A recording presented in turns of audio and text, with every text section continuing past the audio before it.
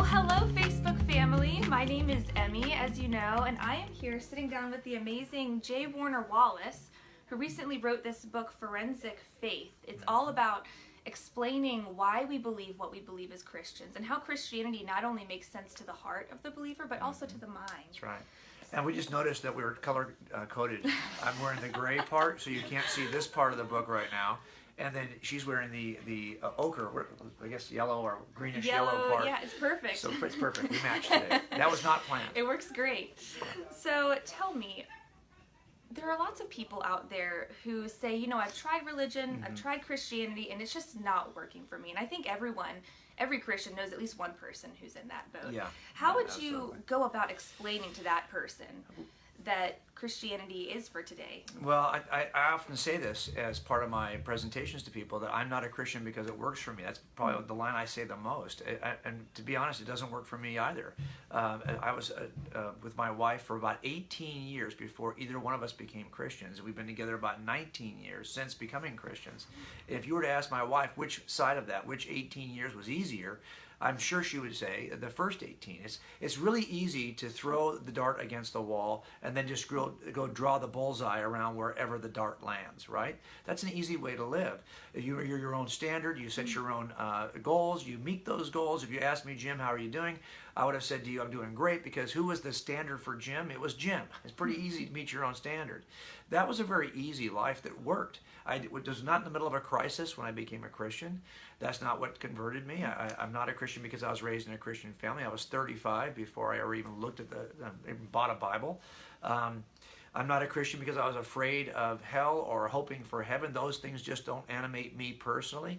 I am a Christian because it's true.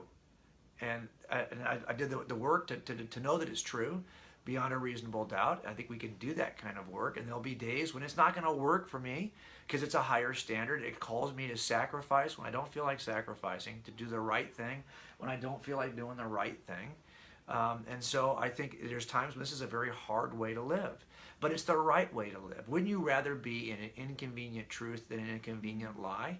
Look, there's times when eating the right foods, I don't want to eat the right foods either. I don't want to exercise. There's lots of things that are true and right that aren't convenient, that I may want to reject, but we know they're good for us. Now, even if Christianity wasn't true, I would say it's still good for you. But here's the beauty of it. It is true. So on days when you're not feeling it, you know, there's days when you not feel like being married to your spouse, you're still married to your spouse. It's nice to know that there are some things that are true even on days when it's not working for you. And so I think that's the advantage to really knowing that this is true. I can have a bad day, and all I have to do, instead of saying, well, gosh, I need to feel better. That's hard sometimes. I can simply return to what I know is true evidentially. Yeah. And that helps me to take the next step. Now, if you don't know why it's true evidentially, you have to hope you can kind of energize yourself on the basis of your own experiences to do better, to feel better. But there are some times when I can actually think myself toward a better reality. You know, we always say that it's much easier, right, to think yourself, to feel yourself. You try to feel yourself into actions. It's pretty hard to do, but you can act yourself into feelings. And what we try to do is to know this is true in a way, evidentially, that helps us to live it. Even on days when we don't really feel it. Because if you trusted it was just on your feelings, you'd have good days and bad days and good days and bad days and good days and bad days. If you want to have joy that we're called to have, Paul calls us to have joy, to use language, joyous language, to have joyous attitude, to be overwhelming joyous givers in our lives. Well, those are all decisions you make with your head. Not necessarily, you may not feel like it that day, but I make a decision for joy.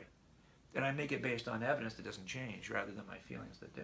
Wow, that is a powerful truth. Just learning to not always rely on your emotional state as a Christian, but learning really how to train your mind like the Bible tells us to. But that does require you to have a much more forensic view of why this is true. Yeah. You know, you could have a feeling today that you get a good feeling from watching some talk show host. But that's not necessarily going to be the lasting kind of eternal truth, objective truth that'll change your life. So I think knowing why something is true is really, really powerful. Absolutely, absolutely.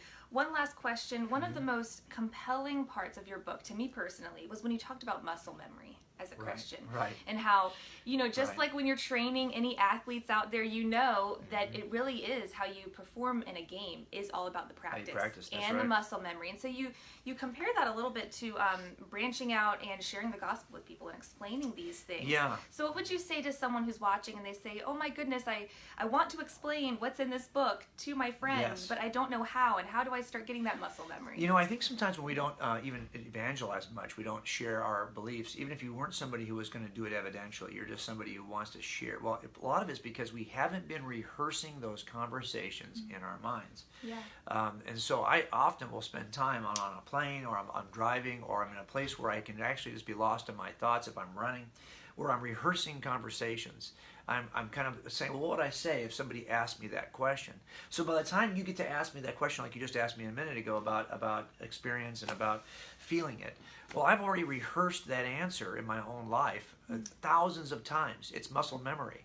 It's not like, well, let me think about that. How am I gonna answer that? It's more, well, I've already answered that in my own. And by the way, I've already answered it for myself, so that I can have confidence before I ever answer it for somebody else. And that's why I say that's a forensic approach. Look, before I ever make a case to a prosecutor in arguing, hey, I want you to file this case. This guy did this murder. Here are the 15 reasons why I know he did this murder. I have to make that case first to a prosecutor before he's willing to file the case and then make the case to a jury. So by the time we get to a jury, I've made that case on paper long before I talked to the prosecutor. I thought about it 1,000 times. I rehearsed it. I made it to the prosecutor. We've talked about it, refined it. Now we're making it to a jury. By the time the case gets made to the jury, it's been made hundreds of times in the minds of both the prosecutors and the detectives. So that's why we have strong cases when we get to trial. If we want to be good at communicating what we believe, it's time for us to be using our muscle memory. But you have no muscle memory if you haven't been rehearsing it in your mind, if you haven't been training, if you haven't been getting ready, if you haven't been developing a forensic faith. Wow, thank you so much. That is such a powerful truth. I know I'm encouraged. I hope you all are encouraged. And thank you so much for joining us. Thanks, I appreciate it. Thank you so much. So make sure to check out J. Warner Wallace, Forensic Faith. Is it available now? Yes, it is. Available Everywhere. now, everywhere. Available everywhere. Perfect. Well, thank you so much. Thank you. It's such a joy.